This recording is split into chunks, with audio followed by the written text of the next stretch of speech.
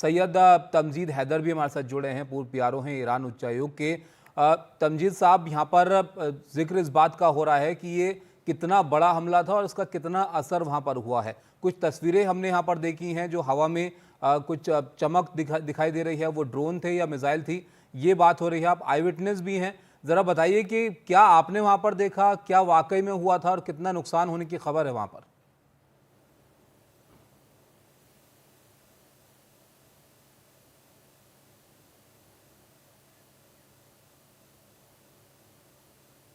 आपकी आवाज सर नहीं आ पा रही है, आप अनम्यूट कीजिए जरा अपने वीडियो को।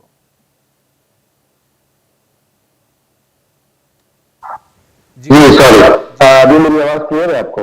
जी जी, आप सुन पा रहे हैं। जी, एक्चुअली मैं नॉर्थन पार्ट ऑफ तेहरान में रहता हूं और यहाँ पे मुझे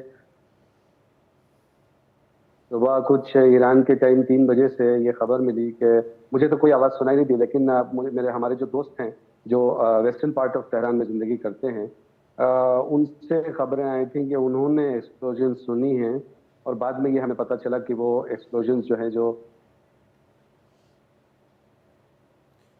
जी इंटरसेप्ट किया था ईरानियन एयर डिफेंस सिस्टम ने, जो आने वाले प्रोजेक्टाइल्स को, वो उनके आवाज़ें थी। और बाद में सुबह जो सोशल मीडिया में, जो ईरानी सोशल मीडिया में जो सर्कुलेट हुई वीडियोस, उसमें भी जाहिर हुआ कि तेहरान और जो वेस्टर्न प्रोविंस है ईरान का, ईलाम और काज़रून, जो एक और वेस्टर्न पार्ट है, वहाँ पे सिर्फ टारगेट्स पे हमले किए गए। और अभी तो बताया जा रहा है कि बहुत लिमिटेड डैमेजेस हैं, कोई ख़ास यहाँ पे पब्लिक में कोई ये नहीं है कि बहुत ज़्यादा कोई हमला हुआ है, बहुत बड़ा कोई हमला हुआ है।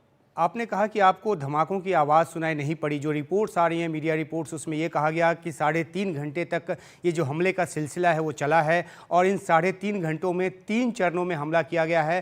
पहले चरण में जो एयर डिफेंस सिस्टम है उसको निशाना बनाया गया, उसके बाद जो सैन्य ठिकाने हैं जहाँ पे मिसाइल प्रोडक्शन होता है या जहाँ उनका भंडारण होता है या फिर जहाँ से वो लॉन्च किए जाते हैं, उन ठिकानों को निशाना बनाया गया। तो पहले 5 धमाकों की, उसके बाद 4 बड़े धमाकों की खबर आई, तो आपको कुछ भी धमाका सुनाई नहीं पड़ा?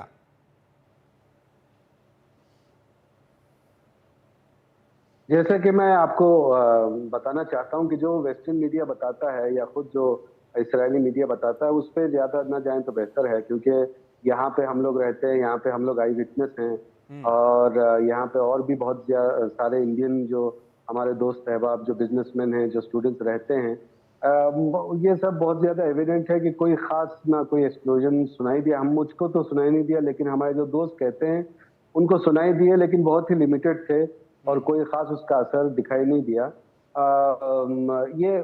मुझे बताना ये बहुत ज़रूरी मैं समझता हूँ कि इसराइल जो हमला करता है, जो उसका जो हमला करने का जो स्केल होता है, वो कमज़ोरों पे बहुत ज़्यादा होता है। आप देखें फिलिस्तीन और इसराइल, हैदर साहब बात कही है। आपसे एक और सवाल पूछना चाहूंगा मैं कि कहा यह जा रहा है कि 100 से ज्यादा लड़ाकू विमानों का इस्तेमाल हुआ, तो क्या विमानों की गड़गड़ाहट की आवाज़ भी सुनाई पड़ी? ये जानकारी अहम है हम आपके जरिए, क्योंकि आप चश्मदीद हैं, आप तेहरान के उत्तरी इलाके में ही सही लेकिन आप तेहरान में मौजूद हैं, तो ज़रा इस पर भी रोशनी डालिए कि क्या जो फाइटर जेट्स की जो आवाज़ है, क्या आपको वो भी सुनाई पड़ी या ऐसी कोई बात वहाँ पर नहीं थी?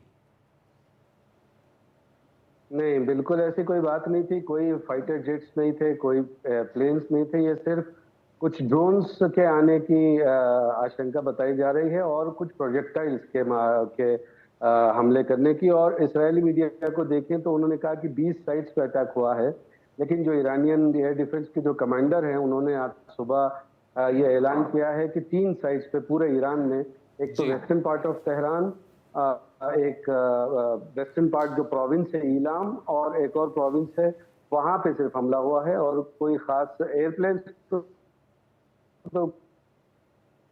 तो बिल्कुल नहीं है। और जो यहाँ के जो एयर स्पेस है, तकरीबन 2 घंटे के लिए जो आपकी आवाज ठीक से नहीं आ पा रही है तमजीद साहब, और बेहतर आपसे समझेंगे हम कि वहां पर फिलहाल क्या हालात हैं इस सब खबरों के बाद, हमले की खबरों के बाद।